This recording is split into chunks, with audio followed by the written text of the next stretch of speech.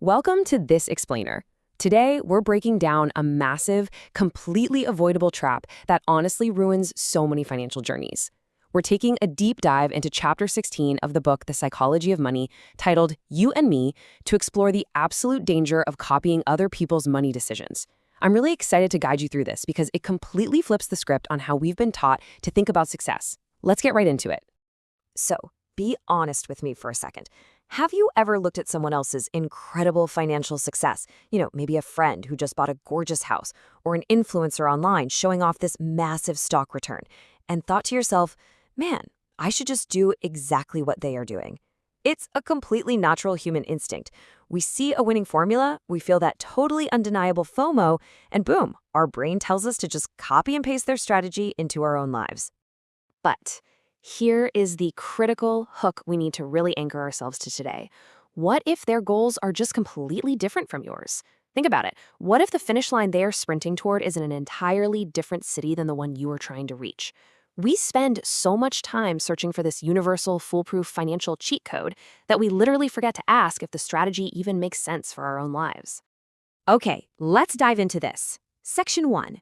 2 investors, 2 lives. Let's look at a classic example. Picture a young investor. Because of their age, they've got this massive time horizon, right? They can afford to take huge, aggressive risks chasing long-term growth. If the market crashes tomorrow, honestly, it's fine. They have decades to recover. But now, contrast that with an older investor. Their stage of life demands entirely different things.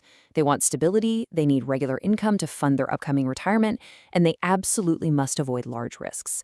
A huge loss right now, it would be devastating. They just don't have the luxury of time to bounce back. Now, keeping those 2 drastically different people in mind, ask yourself, what happens if the older investor gets a hot tip from the younger one at a dinner party and decides, hey, I'm going to copy that high-risk strategy? What happens when the person who needs absolute stability tries to play the game of someone who actually thrives on risk? Well, it leads to total disaster. By copying the younger investor, he's taking on risks that simply do not match his life, and eventually he suffers the consequences. The exact same investment, literally the exact same stock or asset that works brilliantly for the younger person, can completely destroy the older person's financial well-being. It's not that the investment itself is bad, it's that the game being played is entirely wrong for the player. Section 2. The hidden context of money. Here's the thing. Every single financial decision you make actually rests on 4 invisible pillars. First, your goals. Like, what are you actually saving for? Second, your timeline. When do you actually need to spend this money? Third, your risk tolerance. Can you stomach a 40% drop in your portfolio without totally panicking? And fourth, your responsibilities. Who else relies on you financially? If you don't know the answers to these 4 things for the person you are copying, well, their advice is practically useless to you. And this brilliantly illustrates the whole iceberg illusion of financial success. Above the surface, you see what gets posted on social media, right? The massive profits, the luxury cars, the loud success stories. But what we miss entirely is the hidden context lurking below the surface. We don't see their incredible risk tolerance, their specific time horizons, or their unique personal goals. We try so hard to copy the visible results without ever understanding the hidden variables that actually made them possible. Section 3. Playing your own game. People routinely lose their shirts in the market for a few key reasons, and they literally all point to the exact same root cause: playing a game that doesn't belong to them. They'll copy a hot stock tip from a coworker or blindly follow advice from an influencer whose financial situation looks absolutely nothing like theirs. They just throw their money into things without a shred of self-understanding. They lose their money because they are trying to run someone else's race, completely ignoring their own starting line and their own destination. Now, what's really interesting about this is the habits you actually need to cultivate for success. You have to build self-awareness. You must deeply know your own goals and define what success looks like for yourself, totally independent of anyone else's highlight reel. You need to intimately understand your own tolerance for risk, because, let's face it, not everyone can handle wild market swings. You really have to actively fight the urge to compare your journey to others, and you must think independently.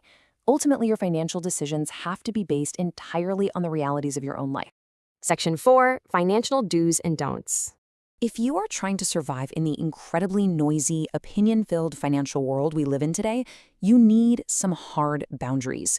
So, Do build highly personal financial plans. Do invest specifically for your unique individual needs. And absolutely do stay fiercely self-aware of what you're actually trying to accomplish. On the flip side, don't blindly copy others, no matter how insanely successful they look. Don't compare your day one to their day 1000. And whatever you do, please don't just follow the hype without understanding exactly how it fits into your own puzzle. Section 5. The best plan for you. So the crucial point is this. The hardest financial skill is ignoring what works for others. Seriously, think about that for a second.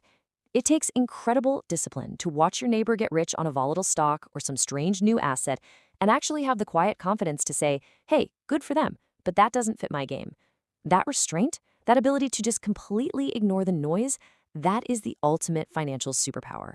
Because at the end of the day, in the world of money, there is simply no such thing as a universal strategy.